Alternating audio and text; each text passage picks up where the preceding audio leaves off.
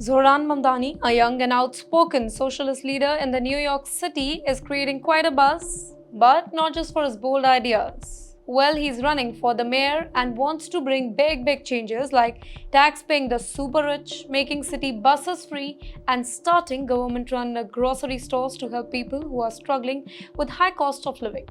Now, if he wins, he'd almost make history as the first Muslim mayor of New York City, with, by the way, his family roots both in India and Uganda.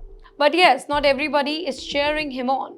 Recently, Mamdani has come under fire from critics who question whether he really understands what everyday working class people go through. Why? Because his family's wealth and connections, specifically those of his famous mother. His mother, Meera Nair, is the world-renowned filmmaker known for films like Monsoon Wedding and The Namaste.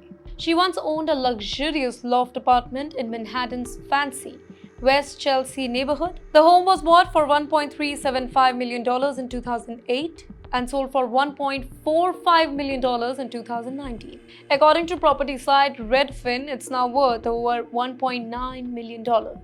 A place had 12-foot ceiling, a designer kitchen, and even a spa-like bathroom. And yes, that's not all. In a recent ethics disclosure for his 2024 campaign, Mamdani has revealed that he owns a 4-acre piece of land in Uganda, which, by the way, he bought in 2012. Well, it's valued at somewhere between $150,000 to $250,000.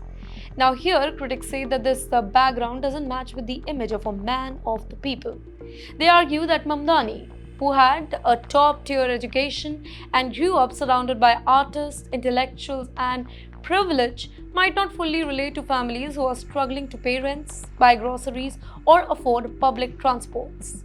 This has led to some people calling him a Nepo kid, short form for nepotism baby, a term used for people who are seen as benefiting from family fame or wealth rather than making it on their own. Now, the internet loves to use this label for celebrities, influencers, and now apparently even politicians. Still, Mamdani says that he's fighting for what matters: justice, equality, support for working class communities. As a current state assemblyman from Queens, he is already known for taking on powerful landlords and supporting tenant rights. His supporters believe that he is using this platform and, yes, his privilege to bring attention to issues that matter to regular New Yorkers.